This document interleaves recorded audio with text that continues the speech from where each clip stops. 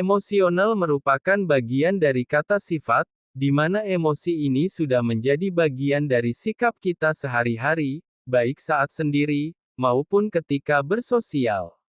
Jika dilihat dari segi arti, emosi merupakan sebuah ungkapan perasaan dalam diri, ketika dihadapkan dengan sebuah keadaan tertentu, sehingga menimbulkan sebuah reaksi dalam diri terhadap ruang lingkup sekitar. Emosional adalah hal wajar dimiliki setiap insan, namun tidak sedikit orang memandang sebelah mata akibat atau faktor yang bisa ditimbulkan dari bentuk emosional ini. Jika ditinjau dari segi manfaat, sudah barang tentu ada, namun sebaliknya dari sisi yang kurang bermanfaat pun sudah pasti ada, karena tidak dipungkiri bahwa dalam kehidupan ini tak lepas dari konsep dualitas.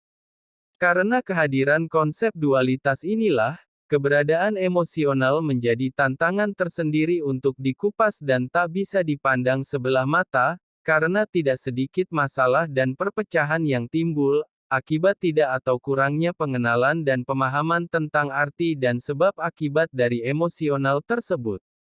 Perasaan marah, sedih, benci, senang, dendam dan lain sebagainya, adalah beberapa contoh dari bentuk emosional. Bagi mayoritas orang, bentuk-bentuk perasaan tersebut hanya timbul dan hilang begitu saja dalam diri mereka, dan tanpa atau bahkan tidak peduli apa yang jadi sebab akibat dari keberadaan emosi ini, dan yang paling ironis lagi, ada yang memvonis bahwa penyebab kemarahan atau sifat-sifat bentuk emosi tersebut adalah ulah atau akibat tindakan makhluk tertentu, entah itu tentang sifat baik, ataupun sebaliknya yaitu sifat buruk atau sifat tercela.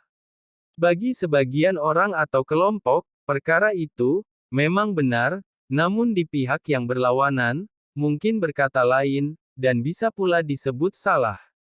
Maka disinilah, antara benar dan salah, jadi sebuah dilema tersendiri, dan terjebak dalam kasus dualitas kehidupan, yaitu antara benar dan salah, atau antara yang baik dan yang buruk.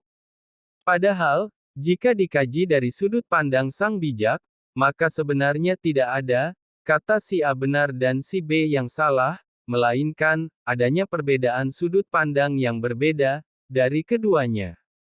Seperti halnya angka 6, yang dilihat dari dua sisi yang berlawanan, bagi si A, maka angka itu tampak angka 6, namun bagi si B, yang berada di sisi berlawanan arah, maka angka 6 tadi akan tampak seperti angka 9. Kalau belum paham, maka si A akan merasa benar pada pendapatnya dan akan menyalahkan si B, begitupun sebaliknya, si B akan merasa benar pada pendapatnya dan si A lah yang salah. Tapi lain hal bagi yang memahami permasalahan tersebut, misal si C yang melihat dari dua sisi, maka si C tidak akan menyalahkan keduanya, antara si A dan si B, karena dia melihat dari dua sisi yang berbeda, hingga memahami akar permasalahan utamanya, yaitu bukan mana benar dan mana salah, melainkan dari mana mereka menilai, atau melihat atas asumsi dan sudut pandang yang ada. Apakah tempat dan arah yang salah, ataukah keberadaan konsep dualitas tadi yang salah?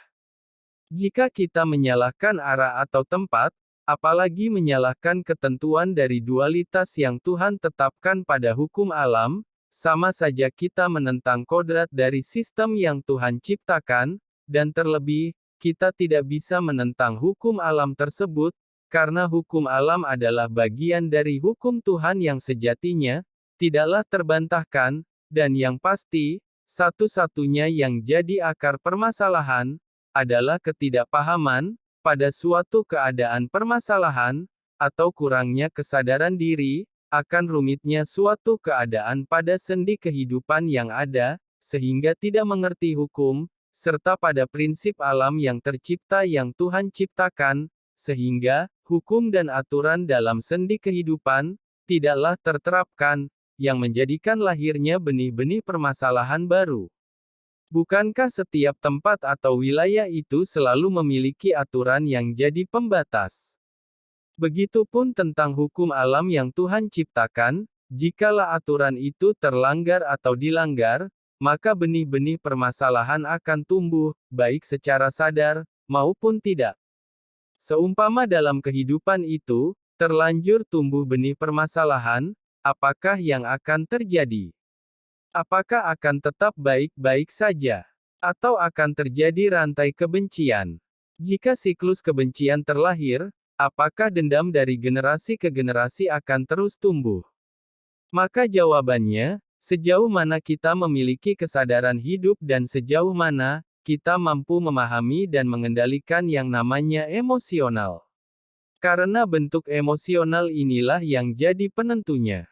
Dengan emosional, kita bisa berdamai dan rukun, dan dengan emosional ini pun, seseorang atau kelompok bisa terpecah bahkan bisa sampai menimbulkan perang yang bersifat global. Maka di sini pentingnya pengenalan dan pemahaman tentang bentuk-bentuk emosional yang harus dipelajari dan dikuasai, terutama dalam faktor sebab akibat dan asal-usul dari timbulnya bentuk emosional tersebut. Hadirnya bentuk emosional, pasti tak luput dari konsep sebab akibat yang sejatinya harus dipelajari dan sepatutnya diketahui serta dikuasai. Jika kita sudah memahami dan menguasai tentang segala bentuk emosional, maka benih-benih permasalahan serta segala bentuk dendam dan rantai kebencian akan berkurang, dan jika ini diterapkan oleh skala besar penduduk, maka tidak mustahil jika akan terbentuk pola kehidupan yang ideal.